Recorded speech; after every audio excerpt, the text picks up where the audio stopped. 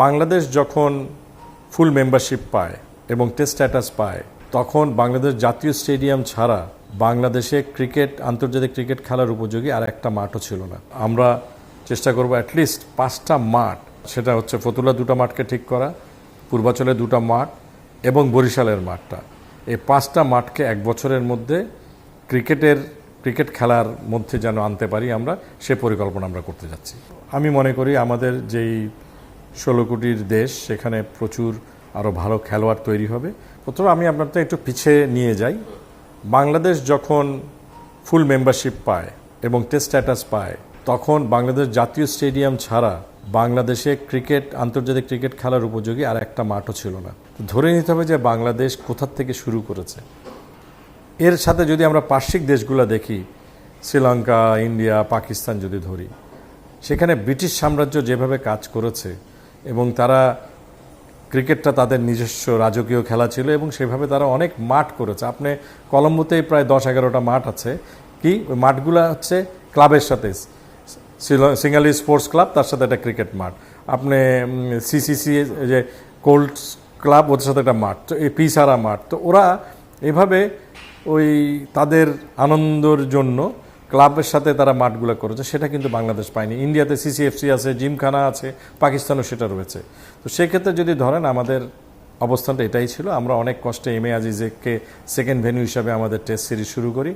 পরবর্তীতে 2004 সালে যখন অনূর্ধ্ব-19 বিশ্বকাপ হয়, তখন কিন্তু আমরা মাঠের একটা সরকারের সাথে একটা সম্পৃক্ততা নিয়ে আমরা মাঠগুলো করি। তখন খুলনা, বগুড়া, রাজশাহী এবং চট্টগ্রামের সাগরিকা স্টেডিয়াম, এই 4টা স্টেডিয়াম কিন্তু তখন আমাদের ক্রিকেটে যুক্ত হয়, এবং ফতুল্লা।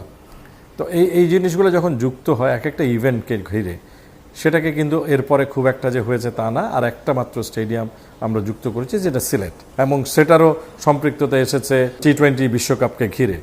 কিন্তু আমরা বিশ্বকাপ যখন হয় তখন আমরা কিন্তু নতুন কোনো ভেন্যু করিনি, কিন্তু আমরা বিকেএসপিতে কিছু আপহেভেল করে 2টা নতুন মাঠ করেছি, প্র্যাকটিসের জন্য করেছিলাম। তো সেখানে যদি আমি মনে করি যে বিসিবি এবং সরকার যদি আরও ক্লোজ হতো, এর মধ্যে আমরা ধরেন আপনি কক্সবাজার একটা মাঠ আমরা নিয়েছি, কিন্তু সেটা যে পর্যায়ে বিসিবি ইনভেস্ট করেছে ওখানেই রয়ে গেছে। এটার কোনো সংস্কার বা আপনি জানেন যে বৃষ্টি হলে খেলা যায় না, মাঠের পরিচর্যা। তো এই জায়গাগুলোতে যদি বিসিবি আরও মনোনিবেশ না করে, বাংলাদেশ ক্রিকেটকে আমরা সামনের দিকে আগাতে পারবো না। তো সেই জায়গায় বর্তমান প্রেসিডেন্ট খুবই মনোযোগী, তিনি যেহেতু সব জায়গায় যাচ্ছেন এবং দেখেছেন।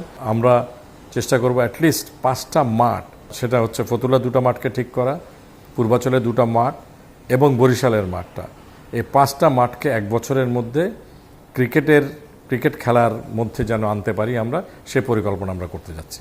যদি আগে একটা পরিকল্পনা ছিল যে আমরা প্রত্যেকটা ফার্স্ট ক্লাস সেন্টারকে একটা উন্নত মানের ট্রেনিং সেন্টার হিসেবে গড়ে তোলা, সে অনুপাতে সিলেটকে আমরা সম্পূর্ণ করেছি, চট্টগ্রামে করেছি।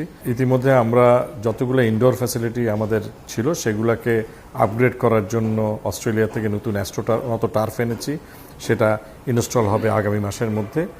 এবং আমরা বগুড়াতে ডিজিটাল সার্ভে করতে যাচ্ছি, আমরা একটা মাস্টার প্ল্যান করব প্রত্যেকটা ভেন্যুতে। রাজশাহীতে করেছি, খুলনা ডিজিটাল প্ল্যান সার্ভে হয়ে গেছে, এবং বগুড়া, কারণ এগুলো আমাদের এই স্টেডিয়ামগুলোকে আমরা আরেকটু আপস্কেল করলে ওইখানে জিম ফ্যাসিলিটি, ইনডোর ফ্যাসিলিটি এবং আউটডোর প্র্যাকটিস ফ্যাসিলিটি, এই কয়টা জিনিস করে দিলে যেটা হবে যে বিসিবিও বিভিন্ন জায়গায় প্র্যাকটিস করতে পারবে, লোকাল প্লেয়াররাও এখানে প্র্যাকটিস করতে পারবে, এবং একই সাথে জিমনেশিয়াম। সো এই কয়টা জিনিস আমার মনে হয় যেভাবে পরিকল্পনা করছি আমরা বর্তমানে বোর্ড, আমরা হয়তো এরপরে হয়তো একটা ইলেকশন বোর্ড আসবে, বাট আমরা ওই যাত্রাটা শুরু করে দিয়ে দিতে চাই। এই অবকাঠামোকে লাগানো বা নতুন বানানো, এই পরিকল্পনায় কিন্তু আমরা অলরেডি আর্কিটেকচারাল ডিজাইন যেগুলো দরকার সেটা আমরা করেছি। সিলেটের জন্য করেছি, আমরা চট্টগ্রামের জন্য করেছি, আমরা কক্সবাজারের জন্য করে রেখেছি। এখন আমরা যেটা বললাম বাকি যে মাঠগুলা, বগুড়া, খুলনা, কারণ আমরা এই রিজনগুলোতে যদি এই ফ্যাসিলিটিগুলা এক্সপোজ না করতে পারি, তাহলে আলটিমেটলি বাংলাদেশের খেলোয়াড় আসার পরিমাণটা কমে যাবে। একটা জিনিস হয়েছে কি, ক্রিকেট এমন একটা অবস্থানে চলে গেছে জনসাধারণের মনে এবং ইয়াঙ্গার পপুলেশনের মধ্যে, সেখানে খেলোয়াড় কিন্তু তৈরি হচ্ছে। এটা বলবো যে একটা অটোমেটিক পাইপলাইনের মধ্যে বেরোয় আসছে, কিন্তু সেটা যে খুব বেশি দিন ধরে রাখতে পারবে সেটা না। কারণ একটা সময় গিয়ে যদি আমরা বিসিবির দায়িত্ব কি? বিসিবি যেই টাকাটা পাচ্ছে আইসিসি বা অন্যান্য স্পন্সর থেকে, সেটাকে যেন আমরা প্লাও ব্যাক করতে পারি, মানে আমরা ফ্যাসিলিটি তৈরি করে দিতে পারি, তার আরও বেশি প্লেয়ার খেলতে পারবে সেই জায়গাটাতে নিয়ে যাওয়া। আমি মনে করি আমাদের যেই 16 কোটির দেশ, সেখানে প্রচুর আরও ভালো খেলোয়াড় তৈরি হবে, কিন্তু সেই খেলোয়াড়দেরকে আমরা পরবর্তী মানে ধাপে যদি নিতে হয়, তাহলে আমাদের এই ডিসেন্ট্রালাইজেশন করে এই ফ্যাসিলিটিগুলো ডেভেলপ করা ছাড়া কোনো উপায় নেই।